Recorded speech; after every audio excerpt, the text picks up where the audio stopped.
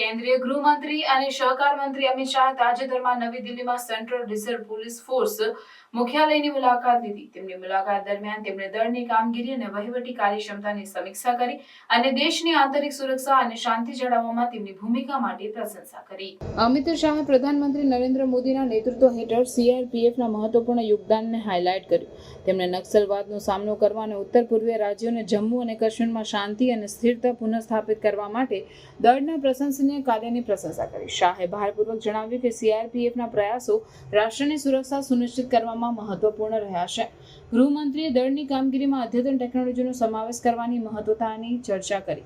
તેમણે સુરક્ષા પગલાઓને વધારવા માટે ડ્રોન, એઆઈ આધારિત દેખરેખ અને ચહેરા ઓળખ સિસ્ટમોનો ઉપયોગ ઉલ્લેખ કર્યો. ઉપરાંત શાહે સૈનિકોના સારા આરોગ્ય માટે શ્રી અન્ન અને આયુર્વેદના ઉપયોગોને પ્રોત્સાહન આપવાની જરૂરિયાત પર ભાર મૂક્યો. તેમણે કર્મચારીઓને વ્યક્તિગત પ્રકૃતિ પર આધારિત આરોગ્યની સમજ મેળવવા માટે પ્રકૃતિ પરીક્ષણ અભિયાનમાં પણ ભાગ લેવા પ્રોત્સાહિત કર્યા.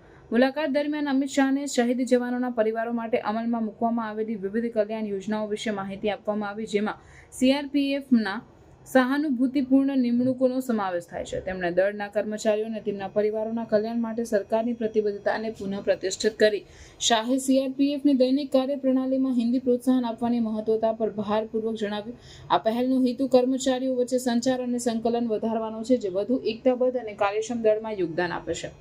કેન્દ્રીય ગૃહમંત્રી અમિત શાહની સીઆરપીએફ મુખ્યાલયની મુલાકાત સીઆરપીએફની રાષ્ટ્રીય સુરક્ષા માટેની પ્રતિબદ્ધતા અને રાષ્ટ્ર નિર્માણ માટેના તેના બહુમુખી યોગદાનને સરકારની આ માન્યતા દર્શાવે છે. સીઆરપીએફ દેશભરમાં શાંતિ અને સ્થિરતા જાળવવામાં મહત્વપૂર્ણ ભૂમિકા ભજવી રહ્યું છે, જે સુરક્ષિત અને સમૃદ્ધ ભારત માટે સરકારની પ્રતિબદ્ધતાને પ્રતિબિંબિત કરે છે.